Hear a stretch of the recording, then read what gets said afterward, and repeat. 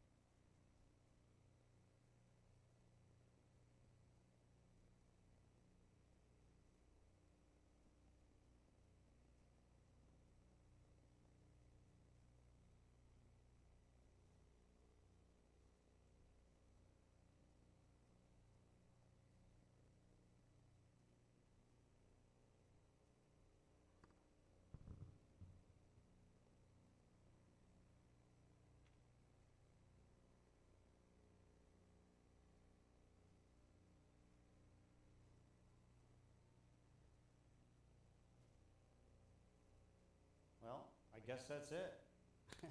So there's like 30 people on the list to be here, but oh well.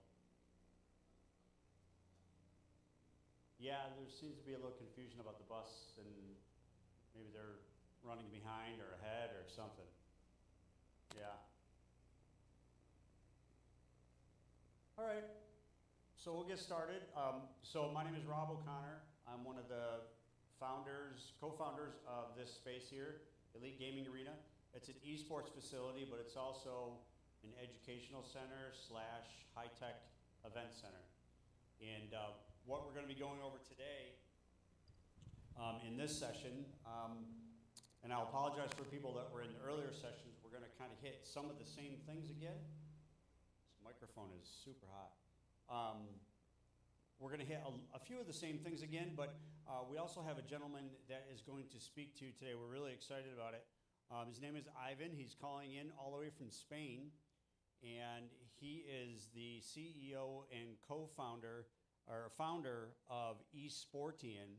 And what they do is they're mainly connecting high school athletes with collegiate esports, high school esports athletes with collegiate opportunities, both here in the United States and abroad. They help students over in Europe and other countries come in the United States and vice versa. So it's a very emerging area and it's very exciting. He knows a lot of information. He's been in the esports world for many, many, many years. And he's working, I believe they are working with Syracuse University as well. So with that, I will turn it over to him. He's got a quick presentation for you. And if we're ready in production, we're ready out here. There he is. Hi, Evan. Rob, thanks for the introduction. My name is Ivana. I'm the founder of eSportian. We connect students with collegiate esports directors. For domestic students, we do the placement, and for international students, we do all the exam preparation, university placement, admissions process, and visa process. I don't. Yes. Yes. Are there any questions to go forward, or how do you want to do this? No, just go right ahead and explain what your company does and how you connect students to collegiate esports. Okay, great. So we're going to start with international students.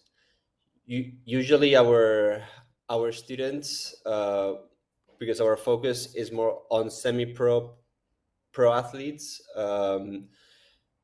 either haven't finished high school and we have to do the GD with them, and then they can go to do the Duolingo or TOEFL exam, which are the English exams. Then we also do the university placement based on their academic profile, competitive profile, the budget they have per year, because international students don't get as much aid as domestic students. So we we segment university based on those factors.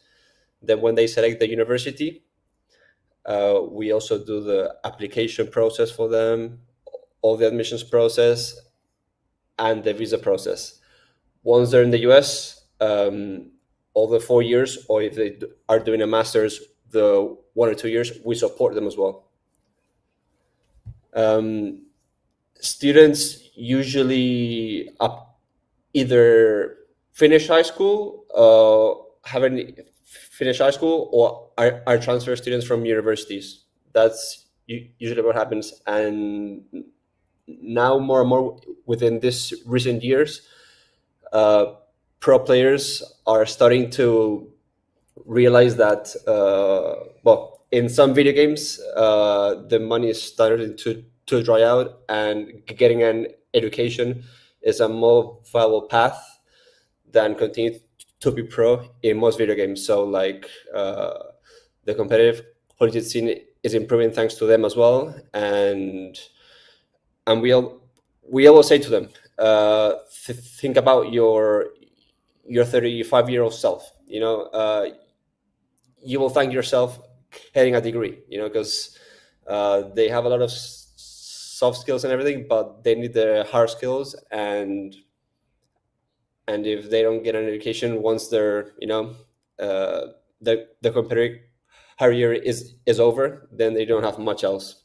So yeah, we do that for them. And for domestic students, surprisingly, also they don't know much about like what esport programs best benefit them, what esport programs are in their own state, and we also help them navigate that process.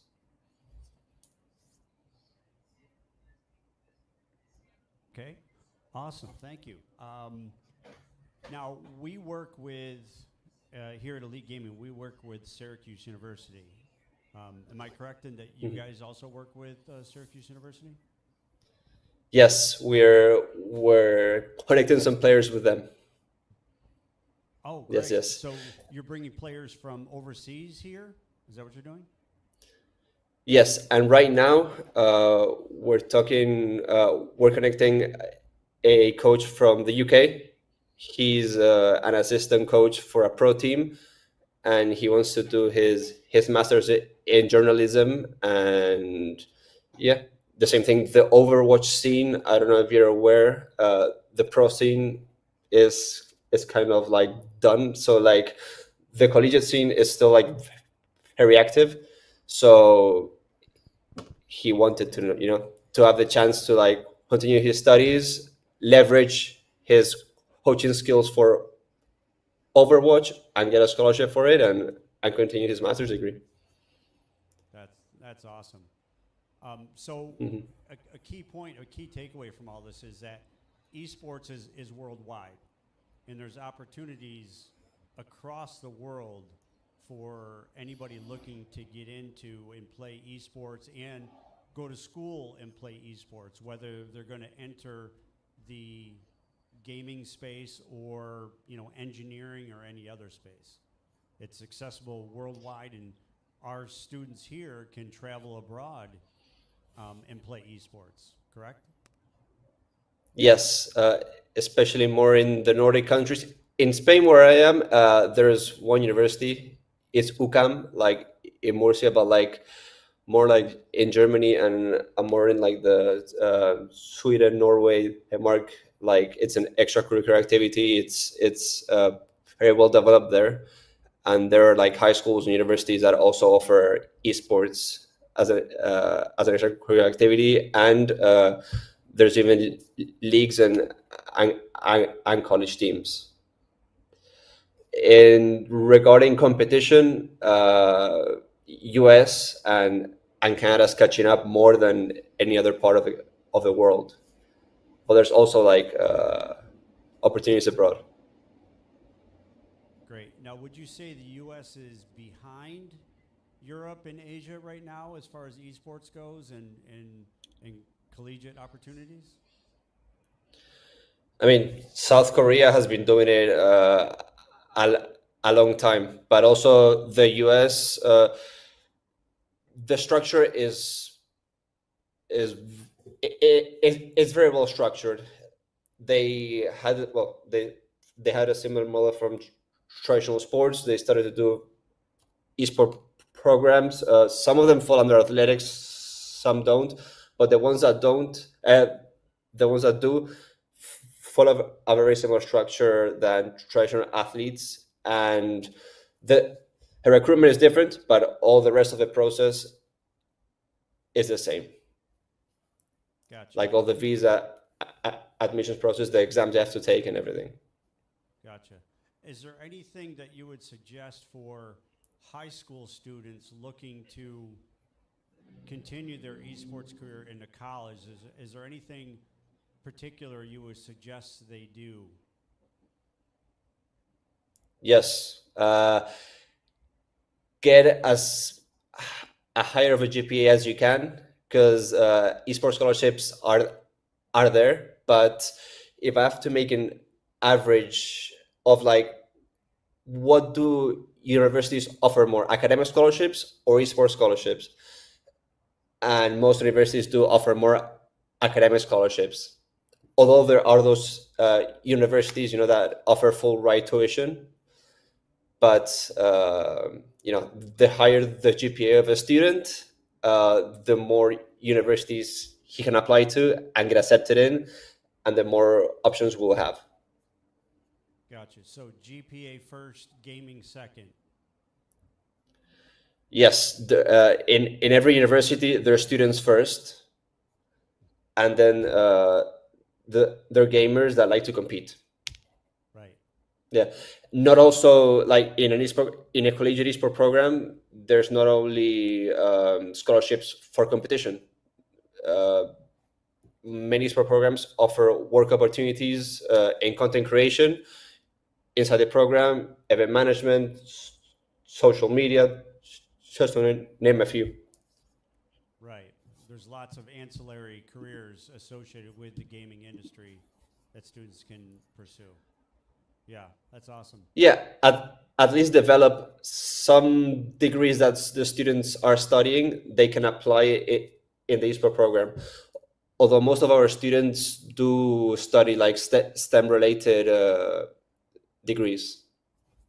Mm-hmm. Well, yeah. Awesome. Awesome. And as far as U.S. esports athletes traveling abroad, is that common now, or is that still fairly new? That is fairly new. Mm-hmm. Like most students that want to focus in esports and education from the US usually for now stay in the US or maybe go to Canada. But for now, it's more of a common thing for international students to go to North America, and it's because of the opportunities. Because figure that like in Latin America or in Europe, there are the university leagues, okay, but the universities don't invest in scholarships or resources to the students. They're like another student, and they don't have like esport programs. The students train and compete in their houses, and there's not, a place they can go to and develop their skills and everything.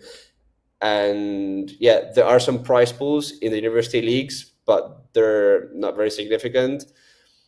And yeah, it's not that professionalized. Basically, in the collegiate scene, students that compete are treated like professional players, and you can see that in some video games like Rocket League. There's even college teams from the US that are already in the RLCS. Also in Valorant, US, like the collegiate scene is like has a very strong tier 2 presence, and it's going to continue to increase. Yeah, that's awesome. So now Syracuse University has dove into esports in a big way. How, in your opinion, how important or big is that move, a D1 school jumping into esports like this? It's like not many D1 schools are invested like this. Like there are, but most of them are self-founded, and still the administration is like debating, because like it's easier for like a small private university to jump into esports, but a D1 school, it takes a lot of resources. And yeah, I think but it's amazing. Like for a student to go to Syracuse University, it's regarded as such an academic prestige, and that a gamer can have that opportunity. It's amazing. Yeah, yeah, they're investing millions and millions of dollars up Yeah. there for their esports program. They have some great leadership up there for esports, and everything that they're telling me is the chancellor is all in on esports. So the top administration is 100% in with esports at Syracuse University. They're already traveling across the country competing, and they're actually running events for other schools as well with their team. So they're a very far-reaching and great opportunity for local students here who think about going to SU. We have the folks from Syracuse City Schools here today, and they have a really great program called the Say Yes program, where eligible students get a very discounted rate or free scholarship to Syracuse University. So that's a very powerful program for our local kids here. And I hope more D1 schools take Syracuse as a reference, because it's going to benefit a lot of student gamers. And kind of give everybody the kind of the scene, what the collegiate scene is right now across the U.S. and what the future is for the collegiate esports scene. So there's universities that create esport clubs under a media department or a student life. Then there's this universities that put it under athletics and want to treat it like as a traditional sports. Many college programs that started, some are not there anymore because they couldn't recruit as much. Some are growing exponentially and have made the university like gain a national prestige that before with traditional sports they never had. But yeah, at the end of the day, is universities just want like engagement. The students feel part of something, and in the medium long term strategy, that drives more recruitment. And what we are seeing with these pro directors and stuff is that usually like medium small size universities, like students, there's less students every year, but in big universities, the student applications are increasing. So for some universities, they view esport programs, as a way to survive, or to put more students. and some universities just view it as a club and for students to have fun, and there's no scholarship, or there are some scholarships. Some esport programs are good and want to be known for their broadcasting team and how to develop the skills of the students. So I think in the near future, and I hope that esport programs differentiate not only because they're the best at competing, because they're the best at an area, and they will attract students that are very interested in developing that skill. Hmm. And do you, in your opinion, do you see collegiate esports? Is it still rising, or is it plateaued, or what do you think? Collegiate esports is growing. Yeah, and more universities are seeing it, and more universities are making the investment. Hmm. But it's getting the right people there, because when we started to recruit in students into universities, some faculty members in the esport programs were great players or esport coaches, but they don't know anything about the admissions in a university. Then you have some directors that are super, like are part of the university administration. But when you are talking about a video game and their skill, they're a bit lost.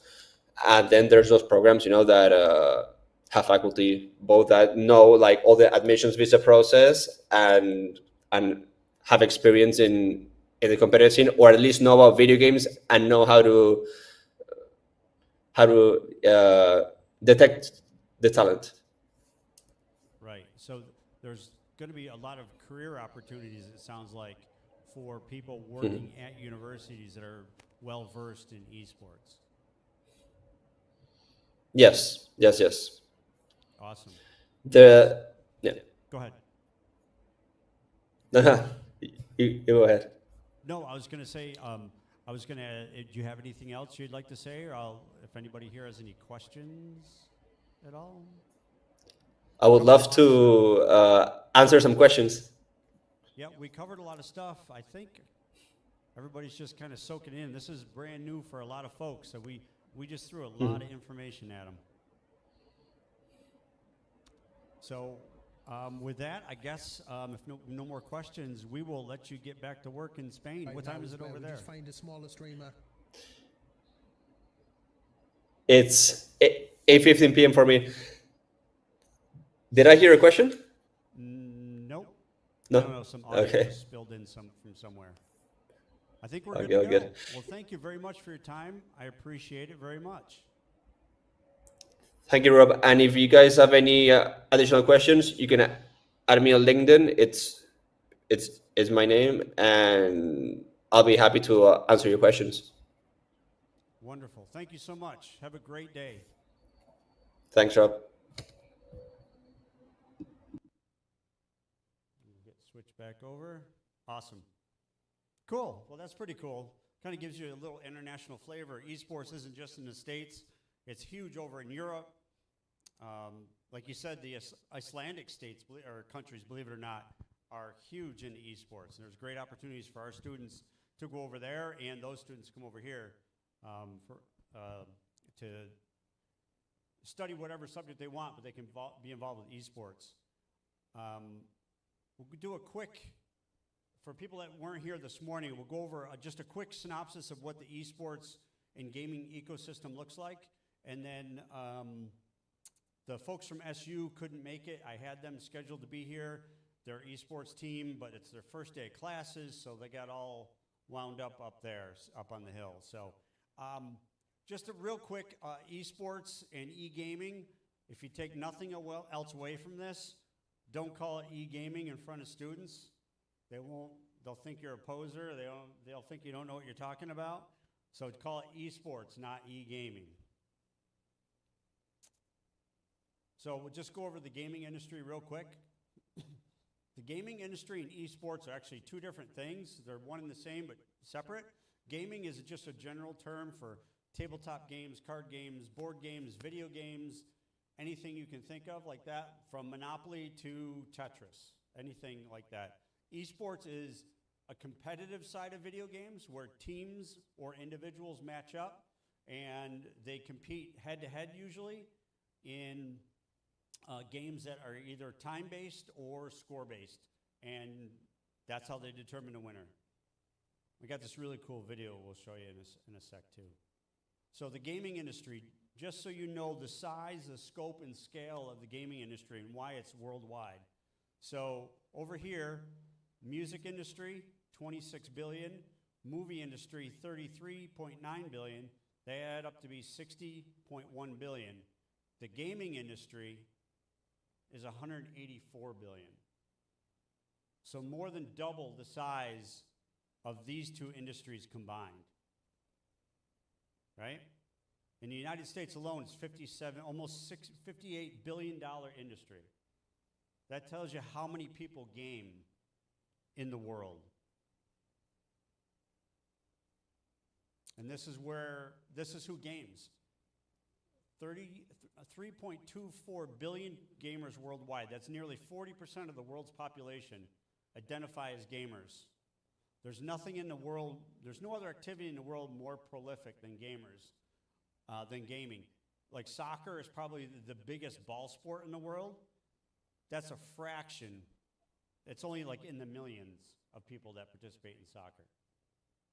What's really cool is 80% of the teenagers, so 80% of people in your classrooms are gamers. And it's split, believe it or not, almost right down the middle between male and female.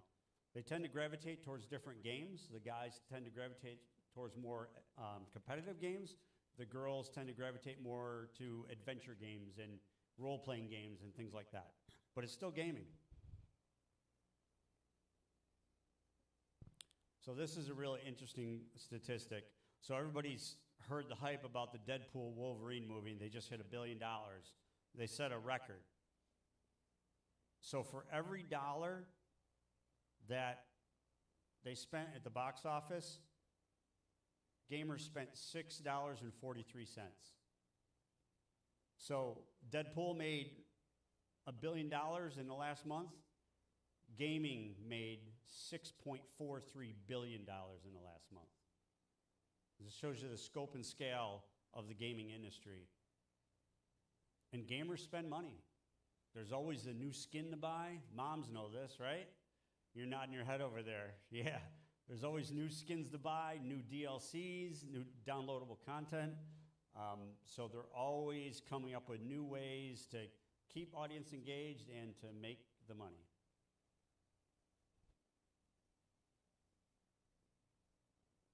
So a big part of what we do here is not only esports, but we connect with kids through esports and gaming. It's a great tool to use. It's a great incentive. So in case, I think most people were here earlier, but in case you didn't know, we run the esports program for Syracuse City Schools. So every day after school, during the school year, kids come down here. Last year we had over 60 students come down here. They sit on the computers over here and on our consoles. They compete against other high schools in the area. They do professional coaching and they do practices here. So, but in order for them to do that, they have to maintain their GPA. They can't get in trouble at school. They have to have good attendance at school. All the same criteria it takes to be on a regular basketball, baseball, football team. They have to have the same code of conduct when they come here. And when they're here, no swearing, no getting in trouble, no confronting other people, none of that stuff, or else they're out. And we found that esports is a great incentive for kids to behave and for attendance. Just to give you an example, we ran a 5-week-long summer school program here for Syracuse City Schools. In the morning, we had 50 middle schoolers. In the afternoon, we had about 70, 75 high schoolers in the afternoon. For 5 weeks, we had over 95% attendance rate, which is pretty unheard of for any school district, much less Syracuse City Schools. Because absentee is a chronic problem across the board with every school. So this is a great incentive a great motivator for students to show up to school, get good grades, and behave. Because this is something they want to belong to. Just like, the starting lineman of a football team. They know their team is counting on them, so that's an incentive. The same thing here. They're on a team here. Their teammates are counting on them, so it's a great incentive for them to stay up with all their schoolwork and be part of the team. And like to Ivan's point, is student athlete, students first, esports athlete, or any other athlete second.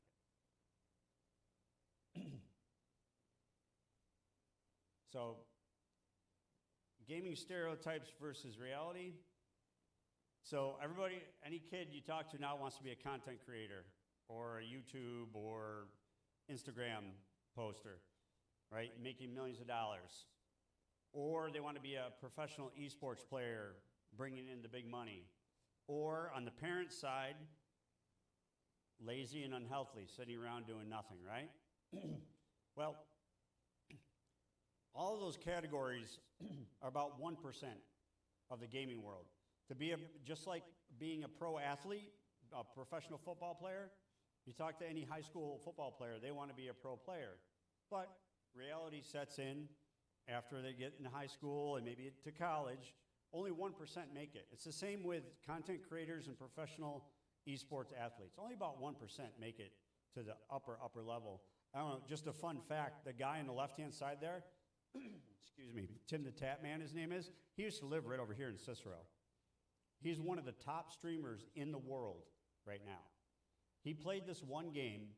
He had, I think the record was almost 900,000 people watching him play this one game at one time. So he pretty much runs his own TV network. He has millions of subscribers from all over the world. He has a huge brand. He's worth millions and millions and millions of dollars. But again, that's the 1%. And the same with professional esports athletes. They travel all over the world as a team, and they compete in tournaments all over the world. And, oh, by the way, the Olympics just recognized esports, and it's going to be an Olympic sport in 2025. I don't know why it's an odd year like that, but they just got done with the Esports World Cup over in Dubai. Millions of dollars in prize pools. So it's out there. But, again, 1% are going to make it that far. And lazy and healthy and unhealthy, if the kids are left unsupervised and not done in a controlled manner like we have here, that could happen. But part of our message is everything in moderation, schoolwork first, then your activities after that. Reality. When you're part of something, you create social connections, right?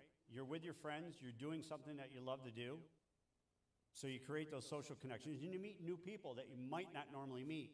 I talked to an athletic director, I forgot it, one of the high schools, I forgot which one now. So he has his pro quarterback, he plays football all fall into the winter, excuse me. But in the spring, he decided to play Rocket League, is one of our games that we play. He decided to play Rocket League. So he went into, him and the pro quarterback's girlfriend went and joined the esports team at the high school. They were teamed up with a young man, never participated in any activity before, just a little guy. They were on the same team. They became the best of friends. Now he rides with a quarterback and his girlfriend to school every day, and they've become just the best friends. And that connection would have never been made. They would have passed each other in the hallway every day without knowing each other.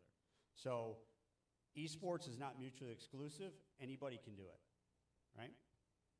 So that is your social connections. Mental health. When you're part of something bigger than you are, and you have a social group, you have friends, high-fiving each other in the hallway, having something common to talk about out of school, builds good mental health, social, emotional well-being. Student engagement, we talked about that earlier.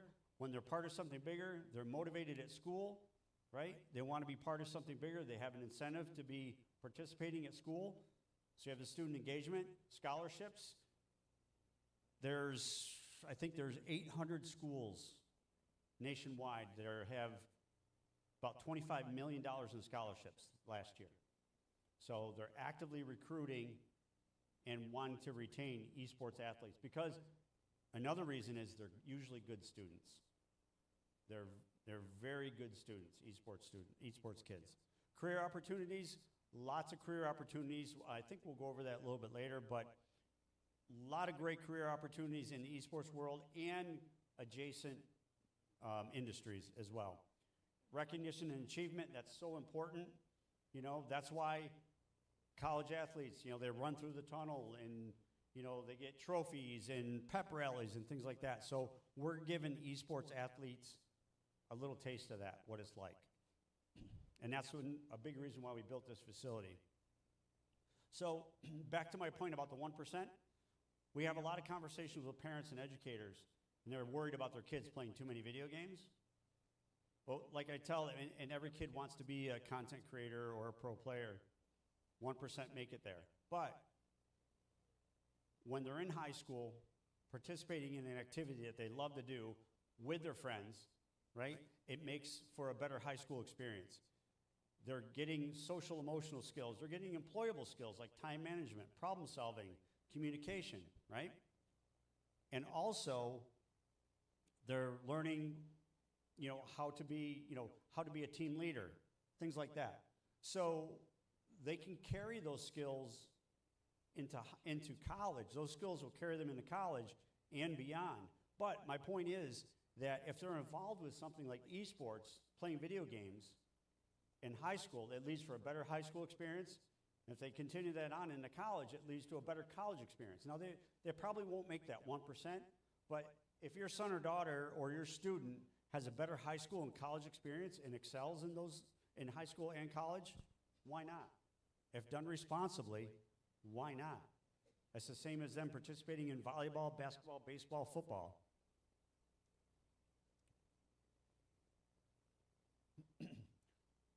This is a really cool slide. So a lot of good information on here. Gamers are 3 times more likely to pursue STEAM-related careers. It's just the way their brains work, right? Gamers have that analytical brain, that problem-solving brain, that instant gratification brain, right? So they tend to lean towards STEAM-related careers. Engineers. The saying in the gaming industry is, gamer today, engineer tomorrow. The majority of parents, 71% of parents say gaming has caused a positive net effect on their children. We talk to parents from Syracuse City School kids here pretty often, and they thank us for doing this because it's brought their son or daughter kind of out of their shell. They've made new friends that they didn't have before, right? So they make friends here. Like we run in our esports program, we have all 5 high schools that come in here. A lot of these kids have never met each other before. So they're making friends here. They're on the same team or they're cheering each other on. It's a great way to make friends.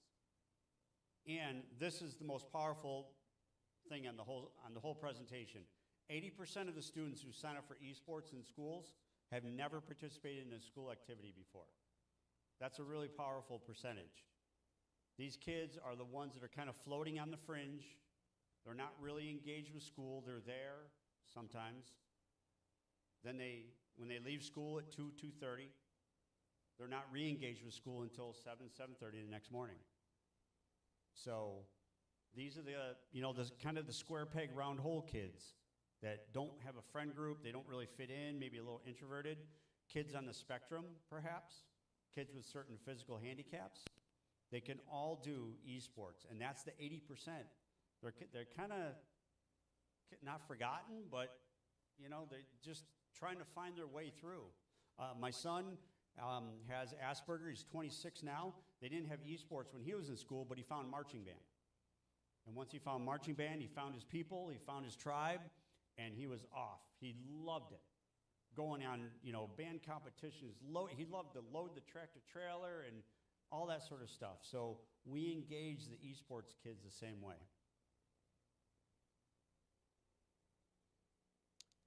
Here's, speaking of the college stuff, like I said before, 800 colleges, $25 million in scholarship. SU just won a championship not too long ago. They have a very developed, in fact, that was one of the guys that was supposed to be here today. I'm going to give it to him tomorrow. Supposed to be here today.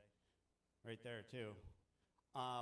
But there's a lot of schools dumping a lot of money in their esports facilities. You can see multi-million-dollar facilities they're dumping in to esports to provide their students with a great experience. And they travel, the collegiate esports teams, they travel all over the country, just like a collegiate esport or a traditional ball sport team. So it's a great opportunity for kids to get out and see the country, or the world for that matter, according to Ivan. So we started a league here, the New York State Elite Esports League, where we're bringing high schools together to compete. We have about a dozen schools right now. We're expanding to about 20 schools in the fall, this fall season. So very much like college football or high school football on a Friday night, we'll have matches here all throughout the week in different game titles. So SUNY Esports League is actually very well developed. 49 of the SUNY schools, I think there's only 60 or so schools, 49 of them have esports programs. Over 2,000 students are engaged with that throughout the SUNY school system. And we're partnered with Herkimer and, of course, Syracuse University. Herkimer has a 2-year degree in esports, and Syracuse University, just today was their first day of classes. Today was the first day for their bachelor's degree in esports communication management. And what's cool about it is they incorporated the Newhouse School and the David Falk College of Sport and Human Dynamics into that degree. 2 of the most prestigious schools for those particular degrees in the esports degree.